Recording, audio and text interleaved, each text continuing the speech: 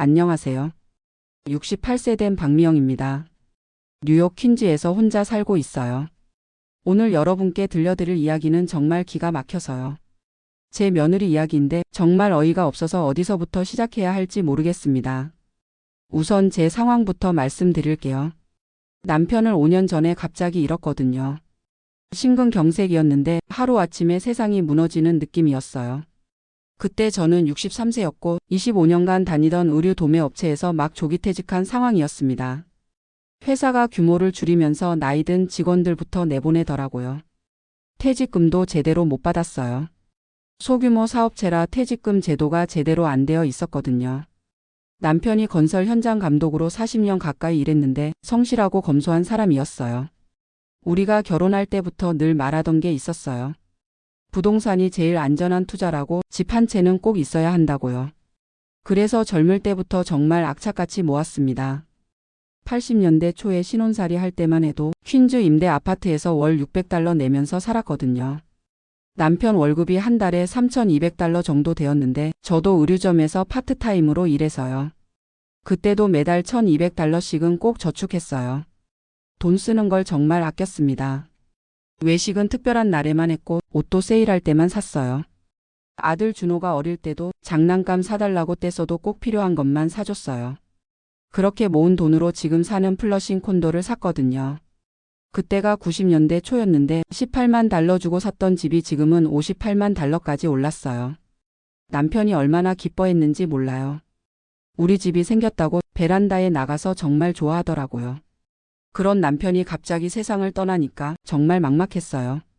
다행히 생명보험이 있어서 보험금을 받긴 했지만 혼자 사는 게 이렇게 무서운 줄 몰랐어요. 언어도 완벽하지 않은데 각종 서류 처리며 은행 업무며 모든 걸 혼자 해야 하니까요. 아들 준호가 그때 많이 도와줬어요. 지금은 37세인데 IT 컨설팅 회사에서 일하고 있어요. 연봉이 $12만 8천 정도 되니까 그럭저럭 괜찮은 편이죠.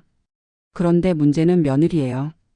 지연이라고 하는데 34세이고 맨해튼 회계법인에서 회계사로 일해요. 연봉이 $9만 5천 정도 되니까 둘이 합치면 꽤 벌잖아요. 부부가 맨해튼 어퍼이스트 사이드에 살아요. 1베드룸 아파트인데 월세가 $4,200예요. 처음에 그 얘기 들었을 때 제가 깜짝 놀랐거든요. 우리 집 관리비보다 비싸잖아요.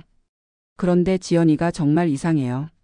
저한테는 돈 얘기만 나오면 쥐어짜는 소리를 하거든요. 작년에 제가 당뇨 진단받아서 약값이 좀 많이 나온다고 했더니 시어머님도 메디케어 있으시잖아요. 그걸로 충분하지 않느냐고 하더라고요. 제가 무릎도 아프고 해서 한 달에 $200 정도 용돈 좀 달라고 했어요. 그것도 따지면서 시어머님 소셜 시큐리티 받으시는 거 아니냐, 그걸로 생활하시면 안 되냐고 하는 거예요. 그럴 때마다 준호가 중간에서 말리긴 하지만 아무래도 아내 편이잖아요. 저도 이해해요. 부부가 갈등하면 안 되니까요. 그런데 정말 기가 막힌 게 지연이가 자기 관리하는 건 정말 돈을 무지하게 써요. 매주 네일 아트 받으러 가거든요. 한 번에 $80씩 내면서요. 한 달이면 $320예요. 제가 한 달 용돈으로 달라는 게 $200인데 자기 손톱 하는 데는 그보다 많이 쓰면서 시어머니 용돈은 아깝다는 거예요. 머리도 한 달에 2번씩 해요. 한 번에 $150씩 쓴다고 하더라고요. 그럼 한 달에 $300잖아요. 거기다 옷도 브랜드만 사고 가방도 명품만 들고 다녀요. 한 번은 제가 아들한테 말했어요. 지연이가 자기 치장하는 데는 그렇게 돈을 쓰면서 시어머니 용돈은 왜 그렇게 아끼냐고요. 그랬더니 아들이 뭐라고 하는지 아세요? 엄마, 그건 지연이가 번 돈이니까 지연이가 쓰는 거고 엄마 용돈은 우리가 따로 마련해야 하는 거라고 하더라고요. 말은 맞는 것 같은데 뭔가 이상하죠. 그리고 지연이가 정말 놀라운 건 저한테는 절약하라고 하면서 자기들은 배달 음식도 자주 시켜 먹어요. 한 번 시키면 $50는 나온다고 하더라고요. 주에 서너 번씩 시켜 먹으니까 한 달이면 $800는 배달 음식비로 나가는 거예요. 저는 플러싱 한인 마트에서 장 봐서 집에서 김치찌개에 콩나물 무침해 먹는데 한 달 식비가 $400도 안 나와요. 그런데 지연이는 저보고 더 절약하라고 해요. 정말 황당한 건 지연이가 저한테 이런 말을 했어요. 시어머님 세대는 자식한테 의존해서 사는 게 당연하다고 생각하시는데 미국은 그런 문화가 아니라고요. 각자 독립적으로 살아야 한다고 하더라고요. 그러면서 자기는 매주 네일샵 가고 명품 가방 사고 미용실 가서 머리하고 그러는 거예요. 저도 참다가 한 번은 말했어요. 그럼 지연이 너도 독립적으로 살라고 우리 아들한테 의존하지 말고요. 그랬더니 그건 부부니까 다르다고 하더라고요. 정말 웃기죠. 자기는 남편한테 의존해도 되고 저는 아들한테 의존하면 안 되고요. 그런 지연이가 다니는 네일샵이 어디인지 아세요? 맨해튼 32번가에 있는 프리미엄 네일이라는 곳이에요. 한인이 운영하는 네일샵인데 꽤 고급스럽게 해놨다고 하더라고요. 지연이가 그 네일샵 자랑을 얼마나 하는지 몰라요. 인테리어도 예쁘고 서비스도 좋고 자기 같은 전문직 여성들이 많이 온다고요. 그래서 가격도 좀 비싸다고 하면서도 계속 거기만 가더라고요. 저는 그 얘기 들으면서 한 달에 $320씩 네일 아트 하면서 시어머니 용돈 $200는 아깝다고 하는 게 정말 이해가 안 됐어요. 그런데 말이죠. 여기서 정말 놀라운 반전이 있어요. 사실 제가 5년 전에 남편 돌아가시고 나서 보험금하고 저축한 돈으로 투자를 했거든요. 아들한테는 말 안 했어요. 왜냐하면 투자라는 게 위험할 수도 있으니까 괜히 걱정 끼치고 싶지 않아서요.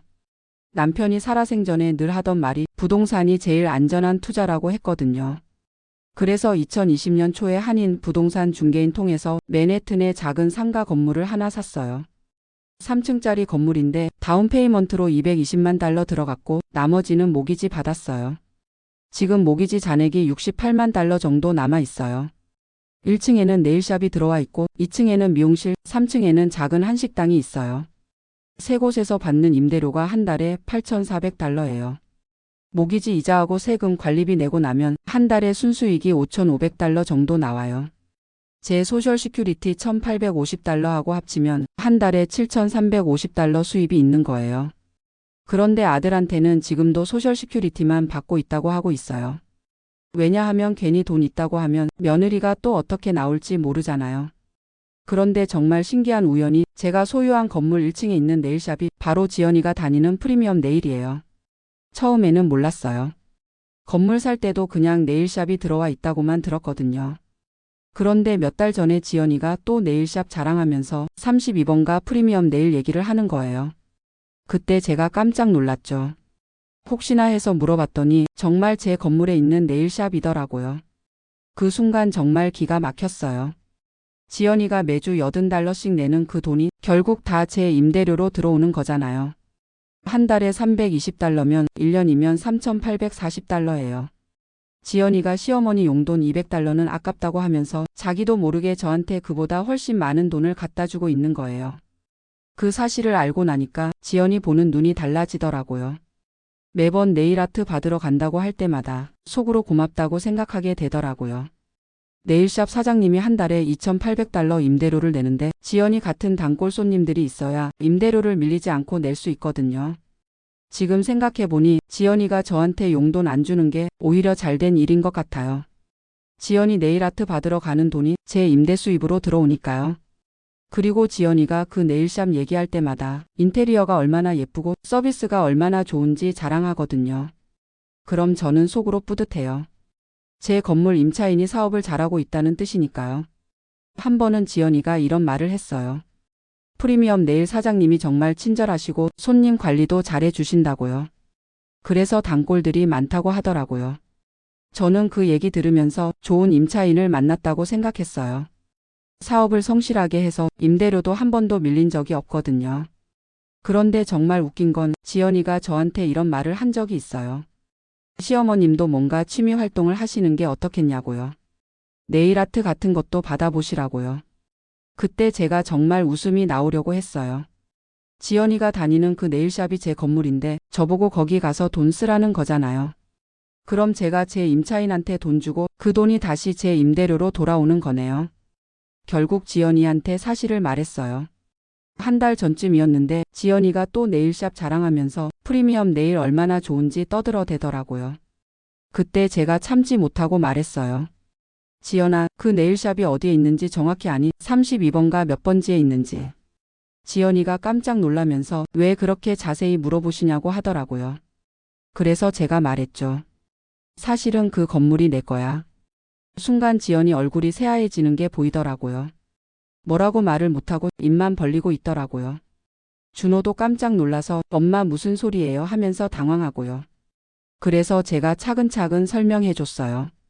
남편 돌아가시고 나서 받은 보험금으로 부동산 투자를 했다고요. 5년 동안 임대 수입으로 잘 살고 있다고요. 지연이가 그제서야 말을 하더라고요. 그럼 시어머님이 용돈 필요 없으시겠네요 라면서요. 여전히 돈 얘기만 하더라고요. 저는 그때 정말 답답했어요. 중요한 건 돈이 아니라 며느리가 시어머니를 어떻게 생각하느냐는 거잖아요.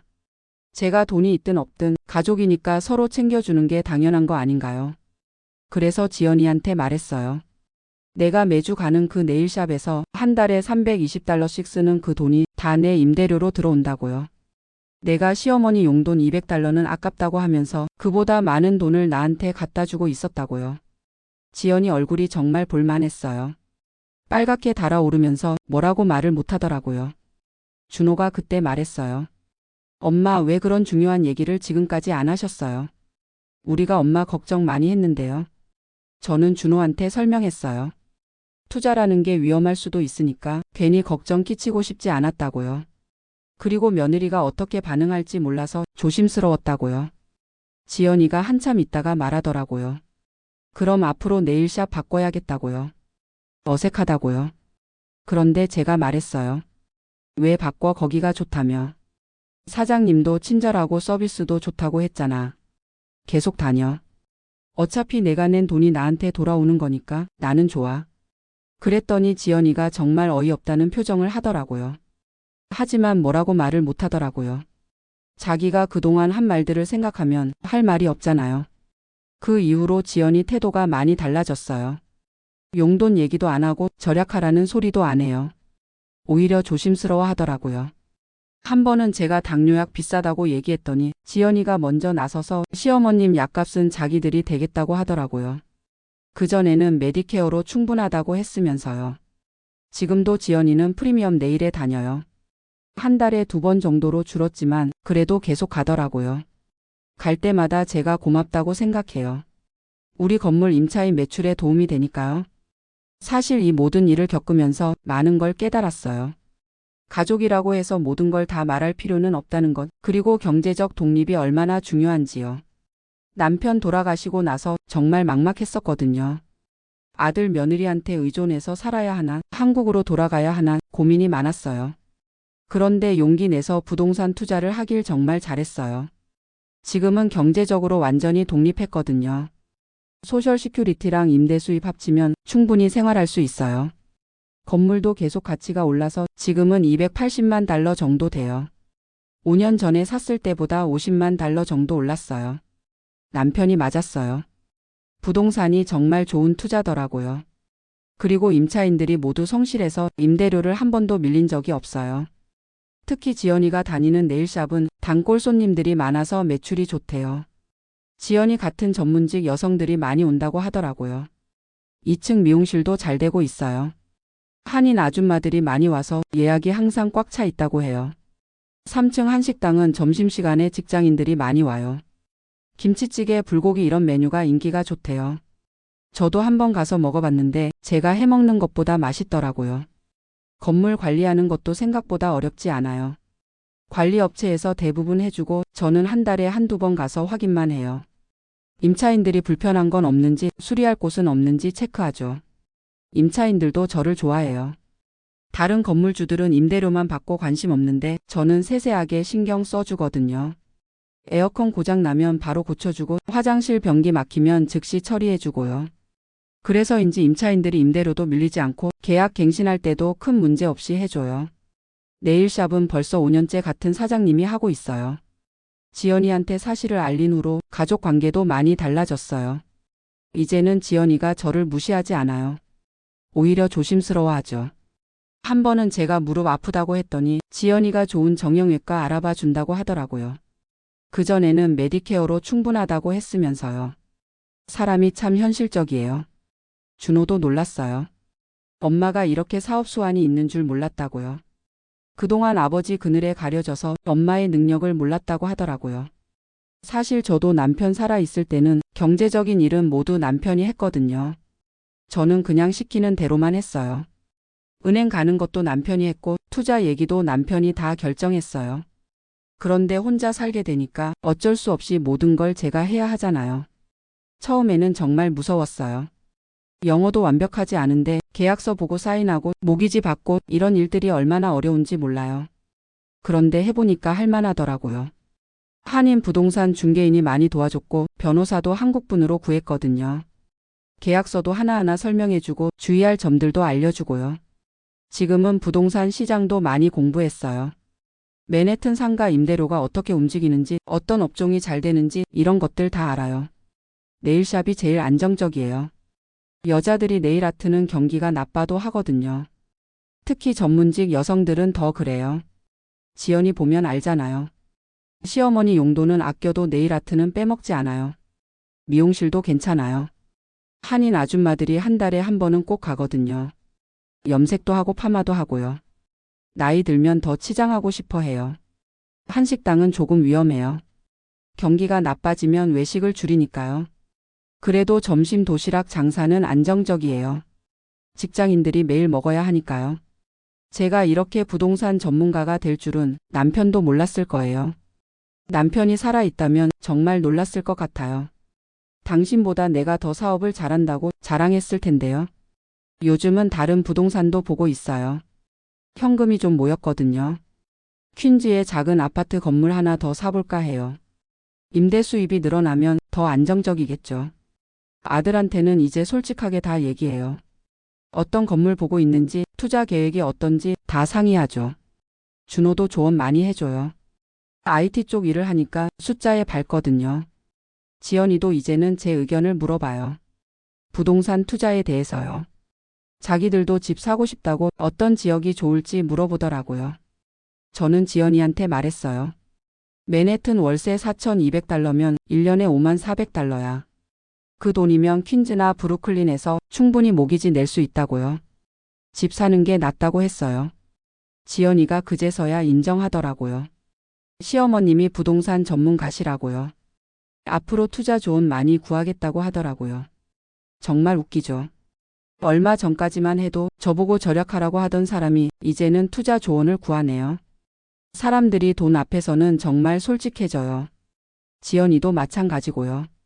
제가 돈 없을 때는 무시하더니 돈 있다는 걸 알고 나니까 완전히 태도가 바뀌었어요. 하지만 저는 지연이를 미워하지는 않아요. 어차피 사람이 그런 거니까요. 그리고 지연이가 네일샵에서 쓰는 돈이 제 수입이 되는 걸 생각하면 오히려 고마워요. 지연이한테 말했어요. 프리미엄 네일에서 더 많이 쓰라고요.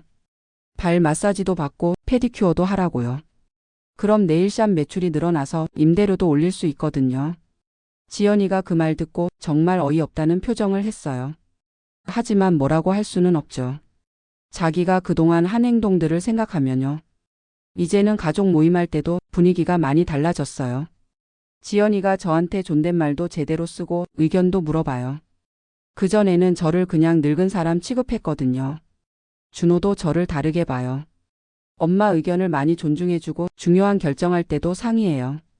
그전에는 지연이 의견만 듣더니 이제는 저한테도 물어봐요. 며칠 전에는 지연이가 이런 말을 했어요. 시어머님한테 부동산 투자 배우고 싶다고요. 자기들도 재테크를 해야겠다고요. 저는 지연이한테 말했어요. 내가 배울 게 뭐가 있어. 이미 최고의 투자를 하고 있잖아. 매주 내 건물에 와서 돈 쓰는 거. 그게 최고의 투자야. 지연이가 뭔 소리냐고 하니까 제가 설명해 줬어요.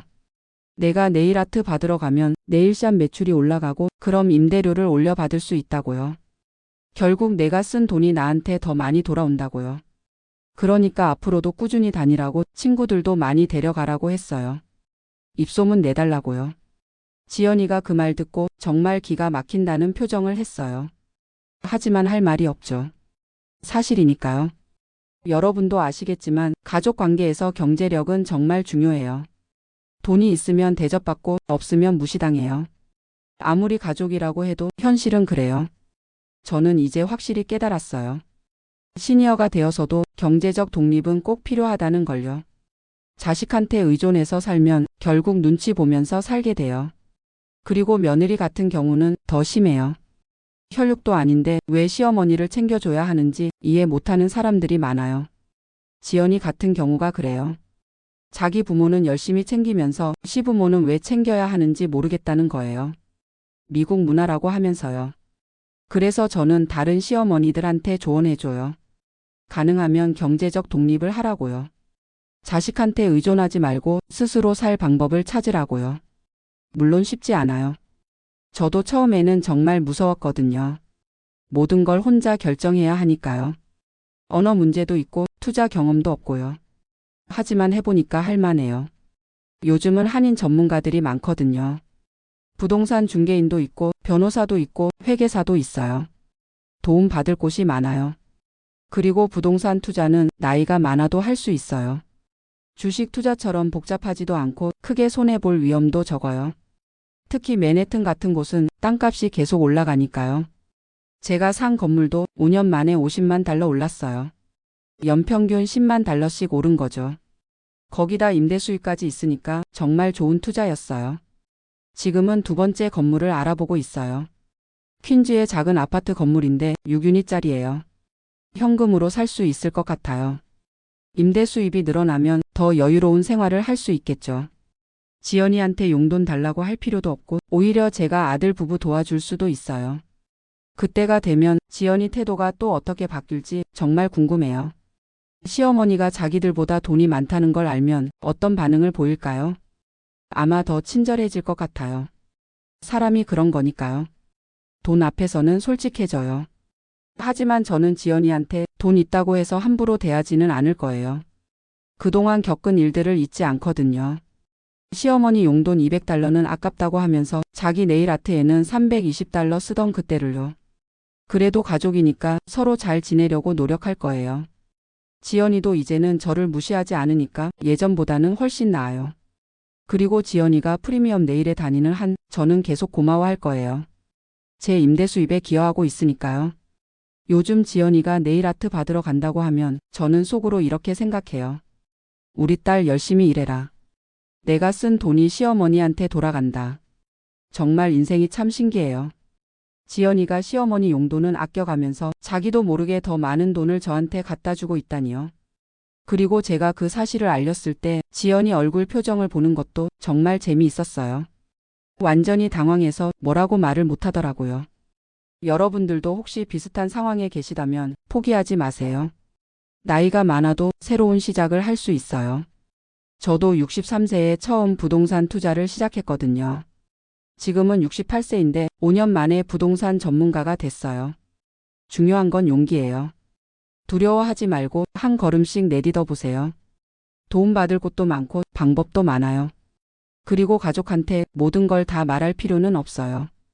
특히 경제적인 일은 조심스럽게 접근하는 게 좋아요.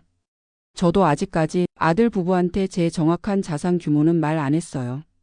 건물 하나 있다고만 했지 얼마나 가치가 있는지 임대 수입이 얼마인지 자세한 건 말 안 했거든요. 왜냐하면 사람은 욕심이 있으니까요. 너무 많이 알려주면 나중에 문제가 될 수도 있어요. 적당히 알려주는 게 좋아요. 지연이도 이제는 저를 함부로 대하지 않지만 제 정확한 재산 규모는 몰라요. 그냥 건물 하나 있어서 임대 수입으로 산다고만 알고 있어요. 그 정도면 충분해요. 존중받으면서 살 수 있고 무시당하지도 않으니까요. 앞으로 두 번째 건물 사게 되면 그때 또 어떻게 될지 모르겠어요. 아마 아들 부부가 더 놀랄 것 같아요. 하지만 그때도 적당히 알려줄 거예요. 너무 자세한 건 말하지 않고 그냥 투자를 좀 한다는 정도로요. 여러분도 가족 관계에서 적당한 거리와 경계가 필요하다는 걸 꼭 기억하세요. 아무리 가족이라고 해도 모든 걸 다 오픈할 필요는 없어요. 특히 며느리 같은 경우는 더 조심해야 해요. 혈육이 아니니까 진짜 가족이라고 생각하지 않는 사람들이 많거든요. 지연이 보세요. 저한테는 절약하라고 하면서 자기는 매주 네일아트 받으러 가잖아요. 그게 며느리의 현실이에요. 하지만 이제는 괜찮아요. 지연이가 네일아트 받을 때마다 제 임대 수입이 늘어나니까요. 오히려 고마워요. 그리고 지연이한테 사실을 알린 후로 가족 관계도 많이 좋아졌어요. 서로 존중하면서 지내고 있거든요. 결국 돈이 모든 걸 해결해 주는 것 같아요. 슬픈 현실이지만 그게 사실이에요. 여러분들도 나이 들어서 자식들한테 무시당하고 싶지 않으시다면 경제적 독립을 꼭 준비하세요. 늦었다고 생각할 때가 가장 빠른 때예요. 저는 앞으로도 계속 투자할 거예요. 건강이 허락하는 한 더 많은 부동산을 사서 안정적인 노후를 만들고 싶어요. 그리고 나중에 아들한테 제대로 된 유산을 남겨주고 싶어요. 지연이도 그때는 진짜로 저를 존경하겠죠. 지금도 지연이가 프리미엄 네일에 갈 때마다 저는 속으로 고맙다고 생각해요. 우리 며느리 시어머니 임대 수입에 기여해줘서 고마워. 정말 인생이 재미있어요. 68세에도 이런 반전이 있다니요. 앞으로 또 어떤 일들이 일어날지 정말 기대돼요.